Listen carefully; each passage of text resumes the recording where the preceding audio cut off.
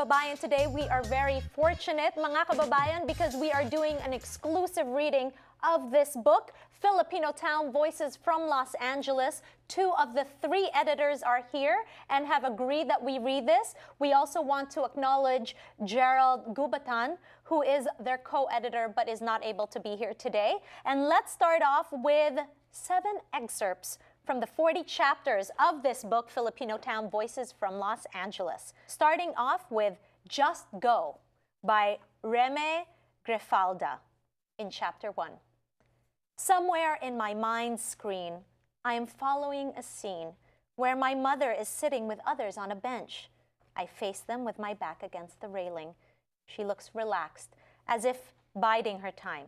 I take my cue from her. Others follow suit. We bide our time, waiting for the blast of the ship's horn that would signal to the passengers' guests that it was time to go. Who were we seeing off? She was seeing us off. My brother and I were headed for America to join our stepfather, leaving her behind. Only for a while, she assured us. Wow, I got goosebumps. Oh. Only for a while. Filipinos deserve a break. Carlos Bulosan.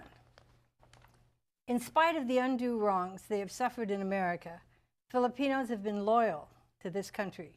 The American flag was a symbol of their faith even before Japan bombed Manila. Now they are actuated by this living faith, not to support any party or leaders, but to give meaning to their life in America. They want to fight for something they believe to be true. It is not enough that Filipinos are helping in the production of agricultural products and in the maintenance of the fishing industry.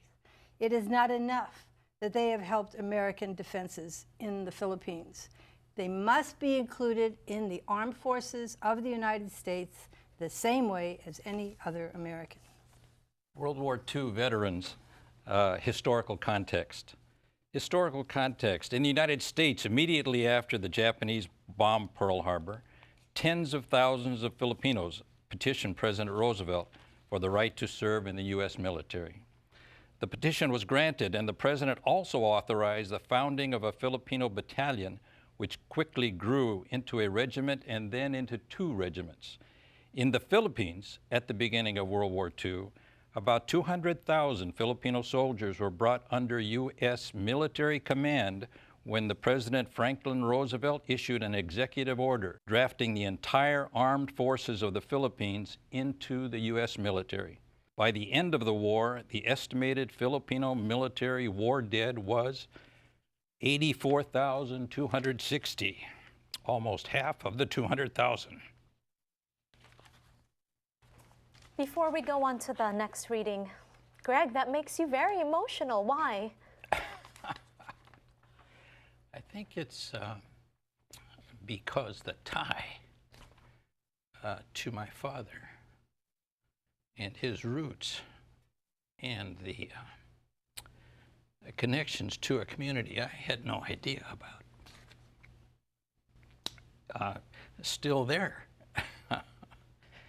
And Can I ask? yeah, please. I want to say we didn't know what they were suffering. We were kids. And the Filipinos, as you know, don't pass on their sorrow. They don't say, oh, I had an awful day, and carry on and throw it around the room.